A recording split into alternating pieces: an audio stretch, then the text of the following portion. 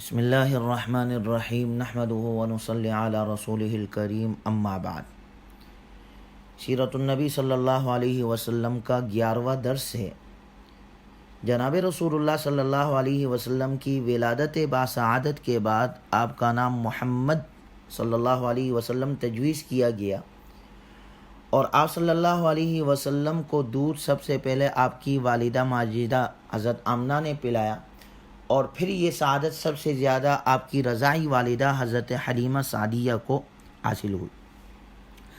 چنانچہ آپ صلی اللہ علیہ وسلم کی زندگی جو دنیا میں یہ 63 سالہ زندگی شروع بچپن سے لے کر اور آخر تک اگر ہم اس میں غور کریں تو آپ صلی اللہ علیہ وسلم کی زندگی کے ہر حصے میں، چاہے آپ کی بچپن کی زندگی ہو، بچپن کا دور ہو، رضاعت کا دور ہو، جوانی کا دور ہو، نبوت سے قبل یا نبوت کے بعد کا دور ہو، آپ صلی اللہ علیہ وسلم کی زندگی کے ہر حصے اور ہر دور سے امت کے لیے تعلیمات موجود ہیں، امت کے لیے رہنمائی کے اصول موجود ہیں، زندگی گزارنے کا طریقہ موجود ہے۔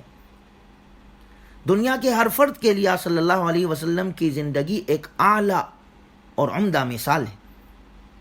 کیا صلی اللہ علیہ وسلم کی زندگی کو سامنے رکھ کر ہر فرد اپنی زندگی کے ہر حصے میں کامیابی پا سکتا ہے؟ اس لیے اللہ تبارک و تعالیٰ نے قرآن کریم میں ذکر کیا، لَقَدْ كَانَ لَكُمْ فِي رَسُولِ اللَّهِ أُسْوَةٌ حَسَنَةٌ لِمَنْ كَانَ يَرْجُو اللَّهَ وَالْيَوْمَ الْآخِرَ وَذَكَرَ اللَّهَ كَثِيرًا، کہ جناب رسول اللہ صلی اللہ علیہ وسلم کی زندگی انسانوں کی زندگی کے لیے بہترین نمونہ ہے۔ گویا صلی اللہ علیہ وسلم کی زندگی ایک آئینہ ہے جس میں انسان اپنی تصویر دیکھ سکتا ہے، اور ایک مشعل راہ ہے جس کی روشنی سے زندگی کی مشکلیں انسان آسان بنا سکتا ہے۔ انسان اپنی زندگی میں جناب رسول اللہ صلی اللہ علیہ وسلم کی زندگی کو دیکھ کر اپنی زندگی میں آسانیاں پیدا کر سکتا ہے، چاہے وہ بچپن ہو، جوانی ہو، یا زندگی کا جو بھی حصہ ہو۔ ہمارے نبی کی زندگی کا ہر حصہ اللہ نے محفوظ کیا ہے، اور ہر حصے میں چاہے بچپن ہو، جوانی ہو، نبوت سے قبل یا نبوت کے بعد کی زندگی ہو، اس میں ہمارے لیے ہدایات موجود ہے، تعلیمات موجود ہے۔ چنانچہ صلی اللہ علیہ وسلم نے رضاعت کے 2 سال طائف میں گزارے اپنی حلیمہ سعدیہ رضاعی والدہ کے ساتھ، 2 سال مکمل کی۔ قرآن کریم میں اللہ نے ذکر کیا، رضاعت کی مدت حولین کاملین لمن اراد ان یتم الرضاعہ، کہا اگر تم اپنے بچوں کو دودھ پلانا چاہتے ہو تو ماؤں کو کہہ دیا بھائی بچوں کی رضاعت کی مدت 2 سال ہے۔ ہمارے نبی نے 2 سال دودھ پیا بچپن اپنی رضاعی والدہ کا۔ اسی طرح ہم بھی ماؤں کو یہ سبق ہے کہ اگر بچوں کی جسمانی صحت کا خیال رکھنا ہے، اپنے بچوں کی اچھی صحت رکھنی ہے، 2 سال تک بچوں کو دودھ پلانا ہے، یہ بچوں کا حق ہے، اور ماں کا دودھ۔ اچھا، پھر اس میں بھی ہمیں یہ سبق ملتا ہے کہ دیکھیں آپ کی حقیقی والدہ حضرت آمنہ ہے، آپ کی رضاعی والدہ جو ہے حضرت حلیمہ سعدیہ ہے۔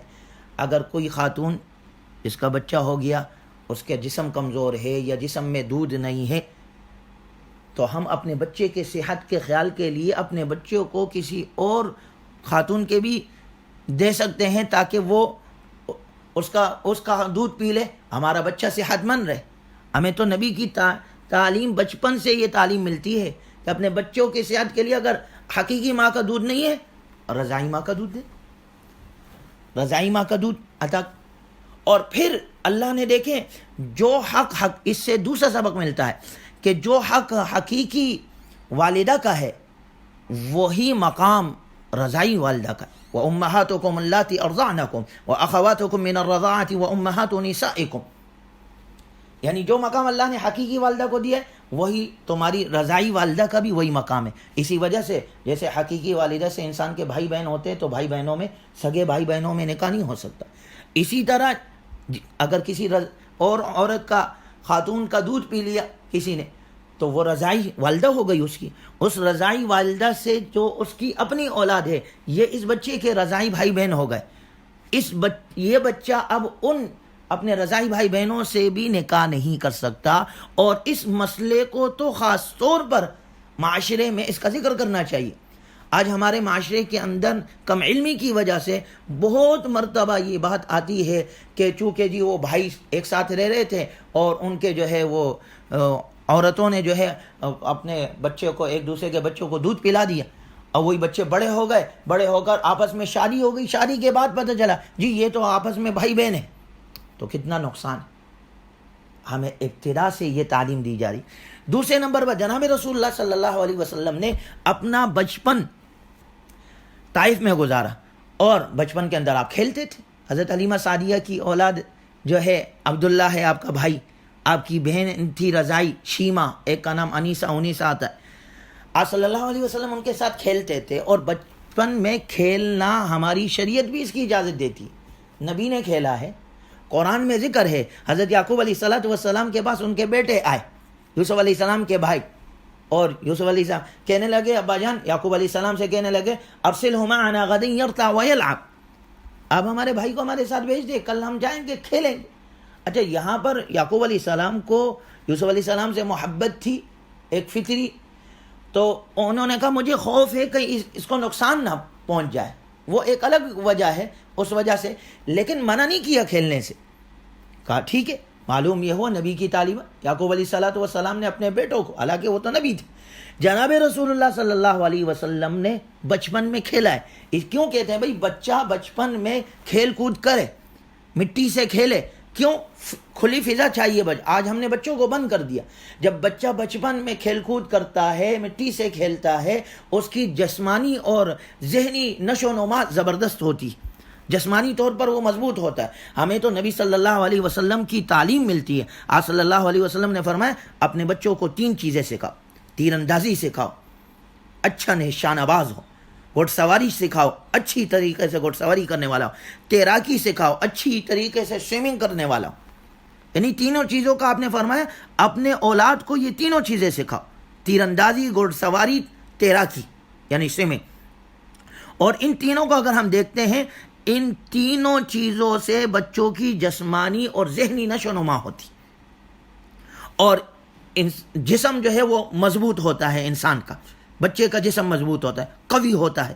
اچھا، جب بچے کا جسم قوی ہو، مضبوط ہو، بچپن ہی سے وہ اس طرح کے کھیل کھیل رہا ہے جو شریعت کے خلاف نہیں ہے، اور جیسے دوڑ لگانا ہے، تیراکی کرنی ہے، گھوڑ سواری کرنی ہے، اور ساری چیزیں کرنی ہے، یہ سب کر رہا ہے، تو آپ صلی اللہ علیہ وسلم کی حدیث ہمیں ملتی ہے۔ آپ نے فرمایا المؤمن قوی خیر احب الی اللہ خیر من المؤمن الضعیف۔ قوی مومن اللہ کو زیادہ پسندیدہ ہے ضعیف کمزور مومن سے، یعنی قوی مومن اللہ کو زیادہ پسندیدہ ہے۔ ویسے تو مومن دونوں اللہ کو پسند ہے، لیکن جو قوی ہوگا وہ عبادت میں بھی اچھا ہوگا، وہ اطاعت میں بھی اچھا ہوگا، وہ مخلوق خدا کی خدمت میں بھی اچھا ہوگا۔ جسمانی صحت جب اس کی اچھی ہوگی تو آگے جا کر یہ جسم اللہ کے دین میں، نبی کی تعلیمات میں، دین پہلانے میں، اطاعت میں، عبادت میں یہ جسم استعمال کر سکتا ہے۔ تو یہ تعلیمات تو ہمیں، یہ وہ ہے جو بچے اللہ نے ہمیں بچپن، نبی کے بچپن سے ہمیں یہ سبق دیا ہے کہ بچپن کی زندگی میں بھی ہمارے بچوں کے لیے رہنمائی اصول موجود ہے۔ اللہ تعالی ہمیں نبی کی تعلیمات اپنانے کی، پہلانے کی توفیق نصیب فرمائے۔